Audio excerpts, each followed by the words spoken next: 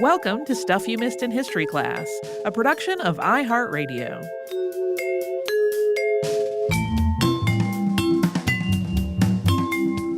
Hello and happy Friday. I'm Holly Fry. And I'm Tracy V. Wilson. We talked about Mrs. Patrick Campbell this week. Mm-hmm.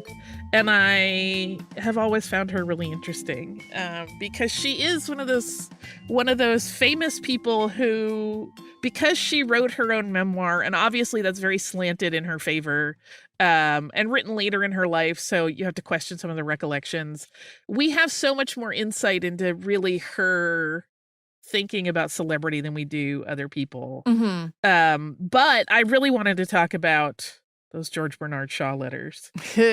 Because, I mean, some of them were so ardent and romantic that, like, he didn't want any of them published. And a lot of them, despite her having included some of them, most of them didn't get published until after they were both dead. But, like, what?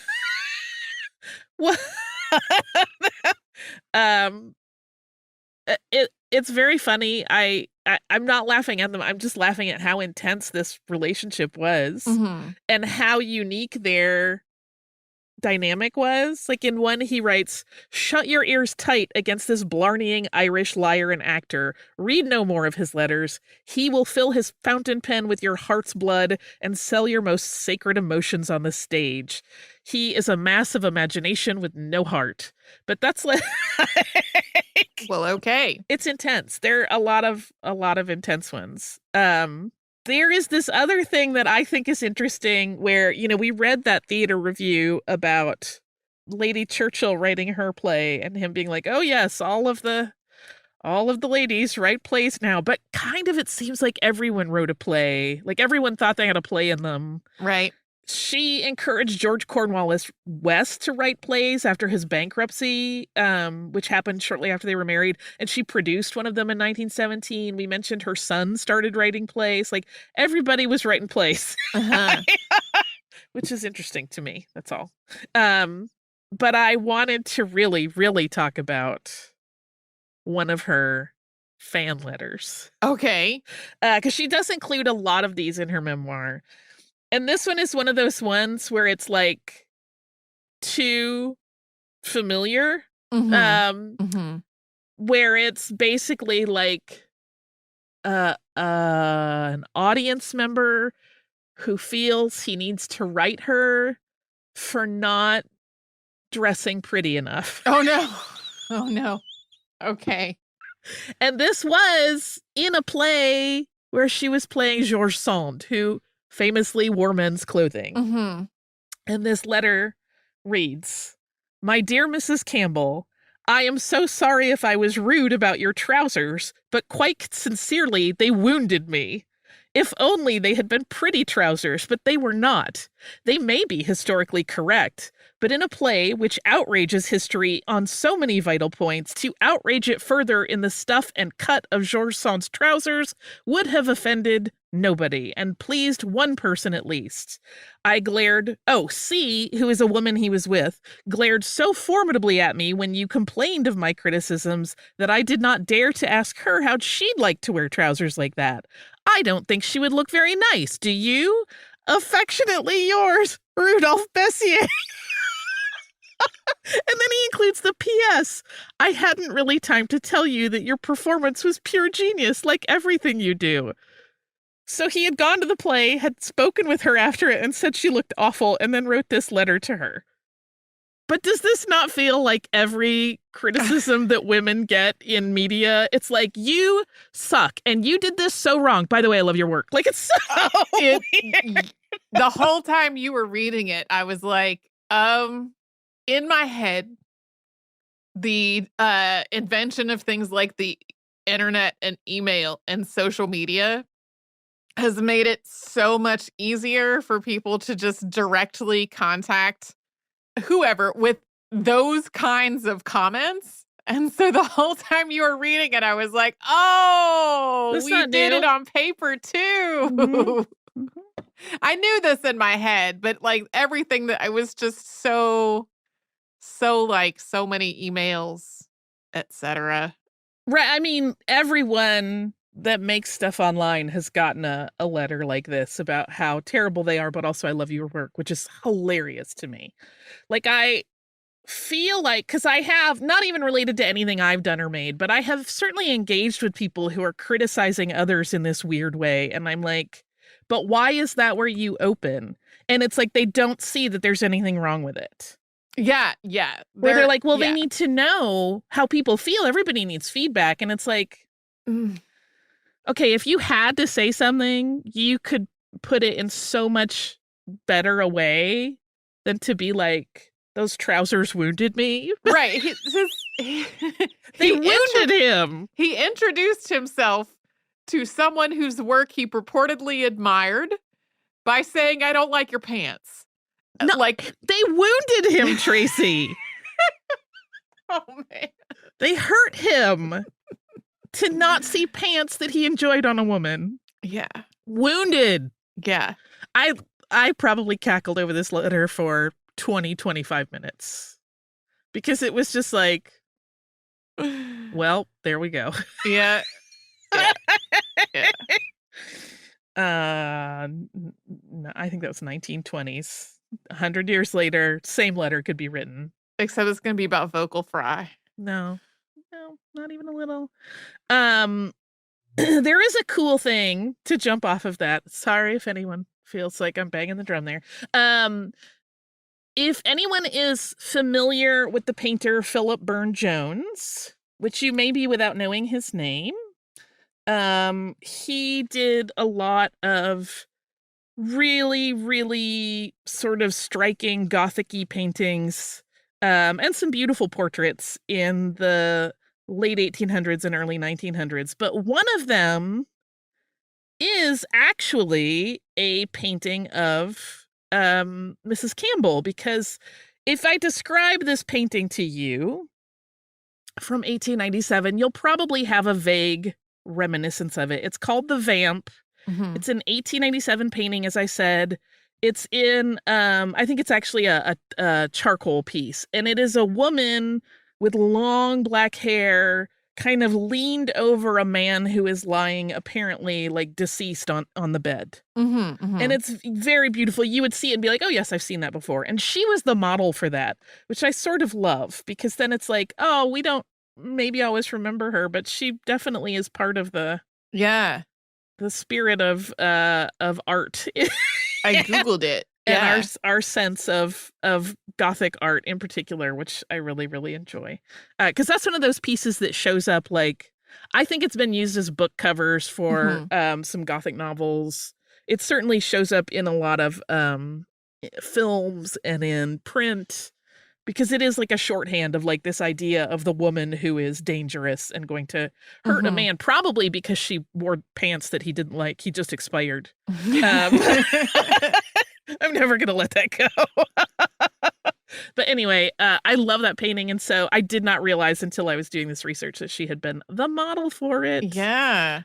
That is Mrs. Pat and her. I mean, she had such a big life and so much fame for a while that I almost feel guilty that my fixation has become about her pants getting criticized by a dude. But at the same time, that cracked me up. The great equalizer. Random people will tell you dressed wrong and you hurt them by not being cute enough. Mm-hmm.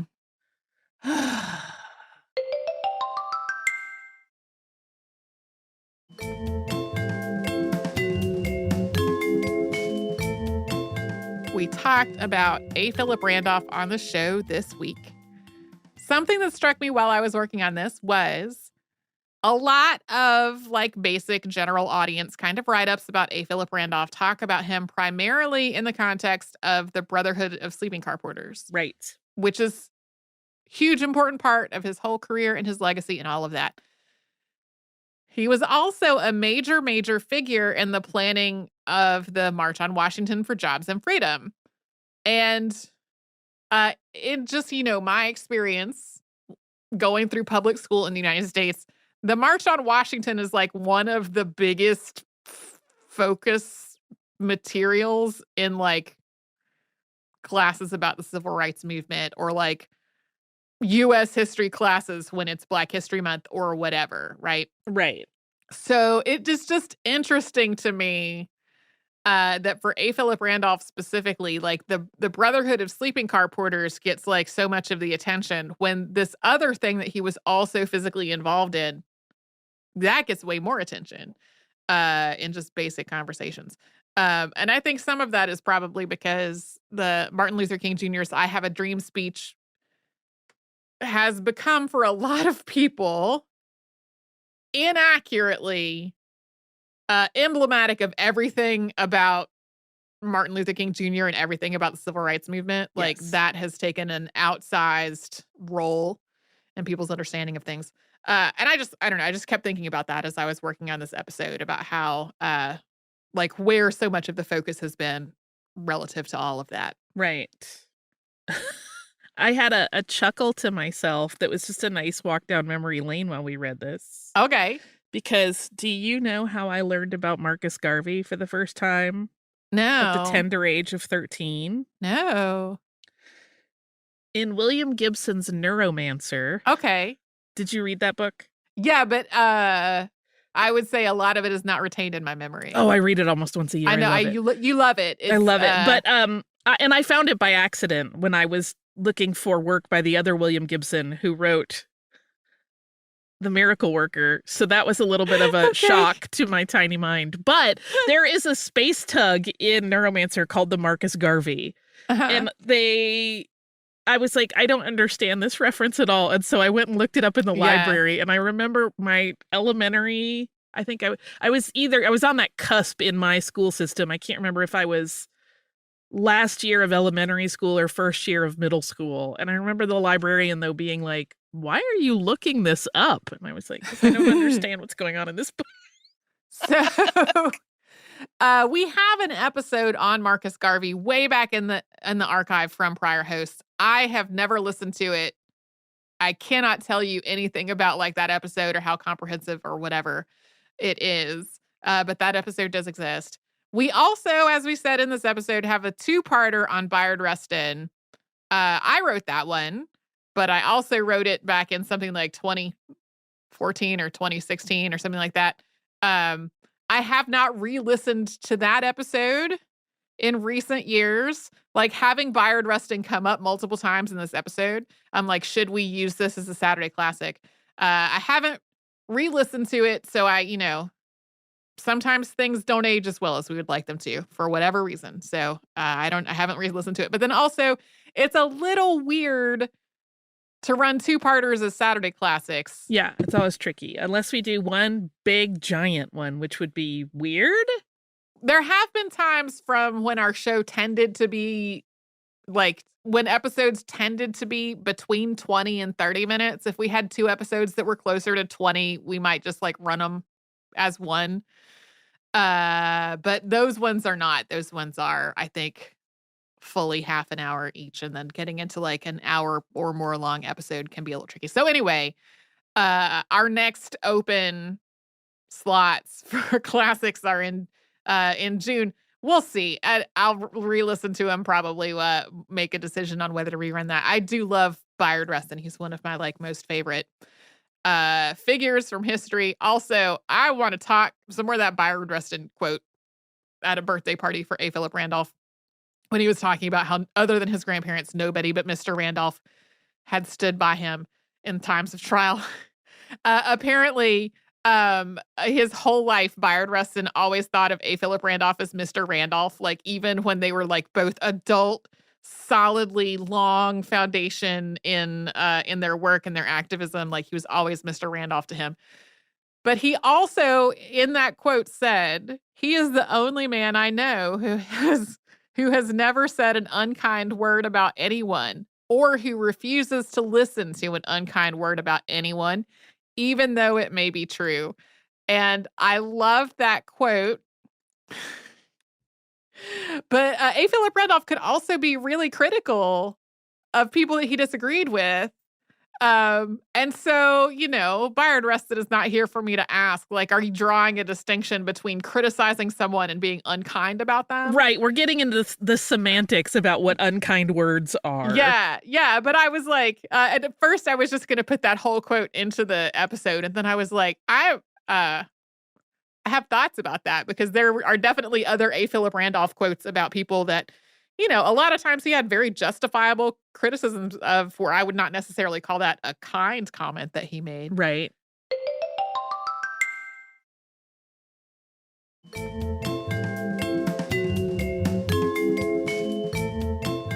I don't know if anybody has written a biography of his wife. As we said in the episode, Lucille was a critical part of his work. He could not have done it all without her. I am intrigued by her and would like to know more about her. And I don't offhand know if there is more publicly documented about her to know. You can do an episode that's a 2 separate stories where you can do one on her and one on Alelia Walker. Alelia Walker. And then it'll just be like cool women that seem to keep coming up. So one quote that I found about Lucille. So they apparently really loved each other, were really devoted to each other, supported one another's professional and activism goals, all of that. A. Philip Randolph was away from home a lot by nature of his job. He was traveling to places to organize and demonstrate. He had international trips that we did not even bring up in this episode. There was a lot. He was often away. And at one point, someone asked Lucille how she felt about women, because he was an attractive man. What do you think about the idea that you're not around and there's there might be women around? And she said, let them try. I said that just as Holly took a swallow of some beverage. You just heard me snort Diet Coke. I love it. I love it. Yeah, so I love that too. So anyway, I'm glad we finally got to A. Philip Randolph. I'm also glad. Something that people comment about him a lot is the way that he spoke. It was very distinctive, and people described it as oratorial or almost Shakespearean or terms like that. Because if you listen to a recording of him talking, it's very, very precise and a very formal way of talking. And I got to the part about him loving Shakespeare and establishing a Shakespeare society, and I was like, well, that explains some things about, who knows what's the cause and what's the effect, but it seems like most likely his distinctive manner of speech and love of Shakespeare went hand in hand. Perfection. Yeah. I love it. I love it. Yeah.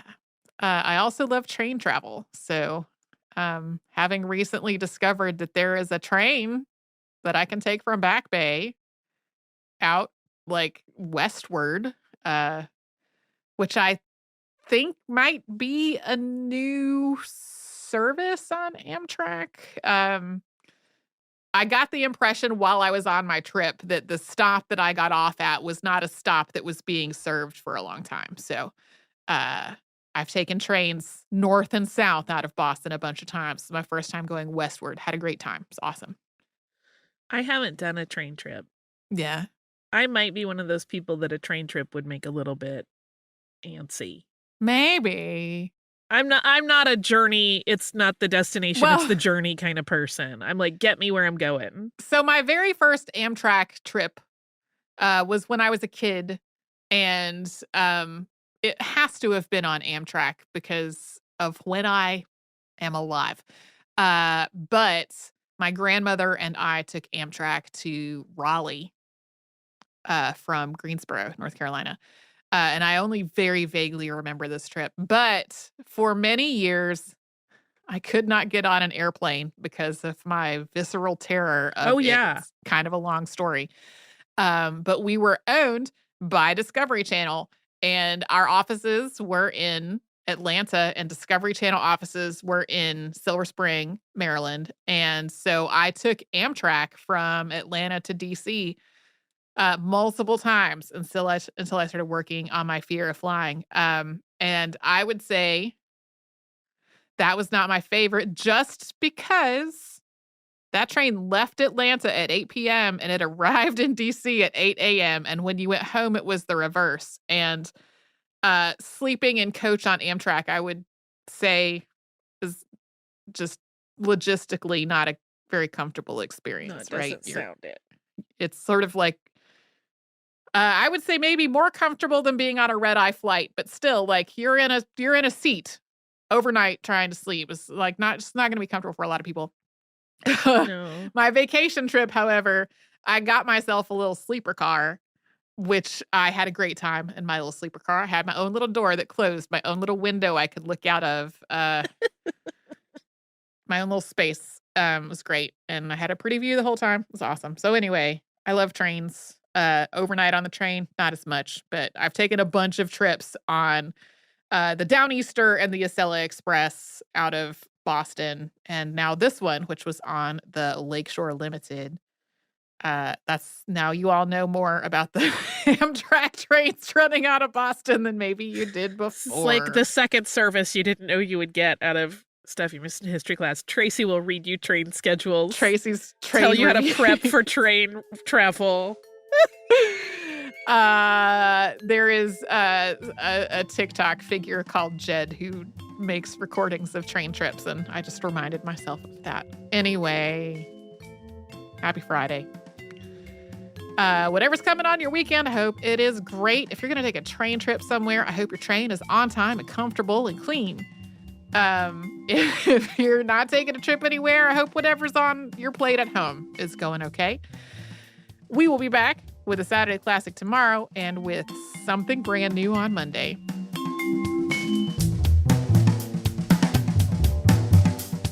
Stuff You Missed in History Class is a production of iHeartRadio. For more podcasts from iHeartRadio, visit the iHeartRadio app, Apple Podcasts, or wherever you listen to your favorite shows.